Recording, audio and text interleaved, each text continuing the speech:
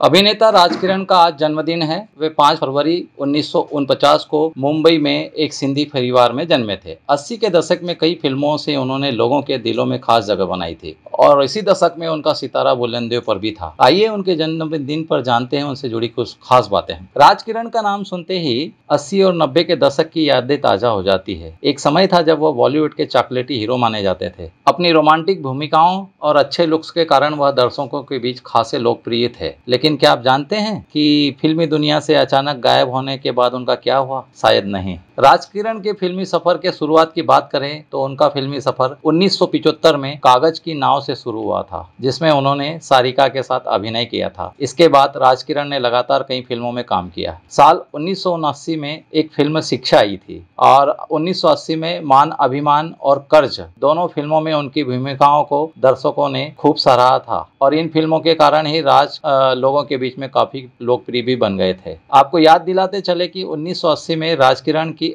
8 फिल्मों ने सिनेमाघरों में काफी धूम मचा रखी थी। इसी साल उनके करियर को एक नई दिशा भी मिली थी। उनकी फिल्मों में रोमांटिक से लगाकर सोशल ड्रामा तक सभी प्रकार की भूमिकाओं का समावेश रहा है। हालांकि राजकिरण को रोमांटिक हीरो के तौर पर ज्यादा पहचान मिली थी। साल 1983 में आई जस्टिस चौधरी जैसी फिल्म में उन्होंने नकारात्मक भूमिका भी बड़े अच्छे से निभाई थी। इतनी अच्छी फिल्में देने के बाद से वे अचानक फिल्मी दुनिया से गायब हो गए थे। बताते हैं कि उनका फिल्मी करियर बेपटरी होने के कारण वे अवसाद में आ गए थे। लोगों के बीच लोकप्रियता हासिल करने के बाद एक समय ऐसा भी आया जब राजकिरण का करियर बेपटरी होने लगा था।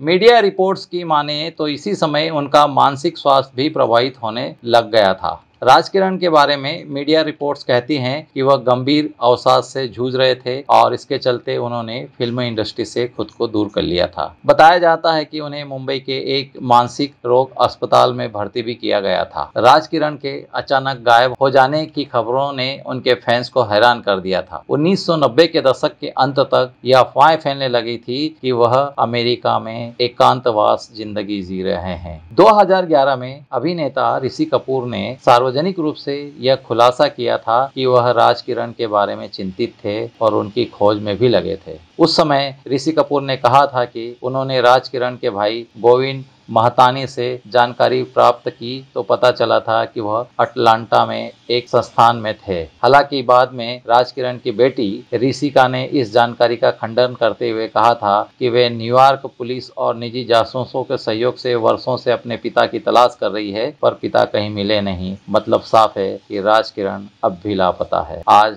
हम सब उनके चाहने वाले उनको उनके जन्मदिन पर बहुत बहुत शुभकामनाएं, बधाई देते हैं। धन्यवाद।